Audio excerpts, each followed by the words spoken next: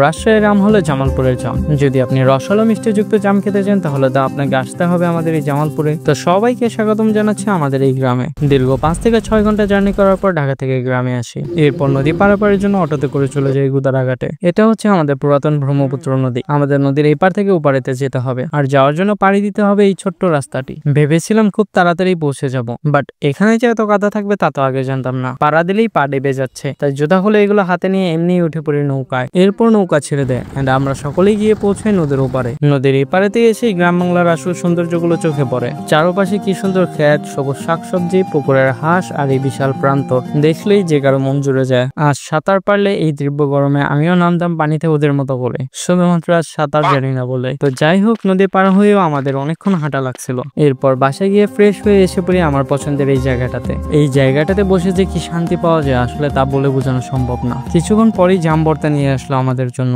কি যে মজা ছিল! জামগুলো যেমন মিষ্টি ছিল, মরিচের কারণে ঠিক তেমনই ঝাল ছিল। একদম মুখে লেগে থাকার মতো স্বাদ। এই ঝালের কারণেই আমি পানি খেয়ে ফেলি। এখানে বসে ফোন টিপার কারণে আমার ফোনটাও বন্ধ হয়ে গিয়েছিল। কারেন্ট না থাকার কারণে আমার ফোনটা ভালো মতো চার্জও দিতে পারিনি। ফোন চার্জ করতে করতেই সন্ধ্যা হয়ে পড়ছে, আর এখানে ধান সিদ্ধ করা হচ্ছে। এই বাচ্চাটার আম খাওয়ার এক্সপ্রেশন দেখে তো আমার হাসি পাচ্ছিল। রাত হতে না হতেই আমার গ্রাম ডিজিটাল গ্রামে পরিণত হয়ে যায়। প্রজেক্টর লাগিয়ে আনন্দ ও ফুর্তি করেছিলাম ওই রাতে। এই মুহূর্তগুলো ছিল সারা জীবন মনে থাকার মতো। হেই, বাই দ্য ওয়ে, আমি কিন্তু গ্রামে গিয়ে নতুন বিজনেস স্টার্ট করার চিন্তা ভাবনা করছি শুধুমাত্র আপনাদের জন্য। এই ডার্ক চকলেটের সম্পূর্ণ অথেন্টিক গুঁড়ো থেকে প্রাপ্ত। কেউ নিতে চাইলে কমেন্টে জানাতে পারেন। আপনাদের সাড়া পেলেই স্টার্ট করব।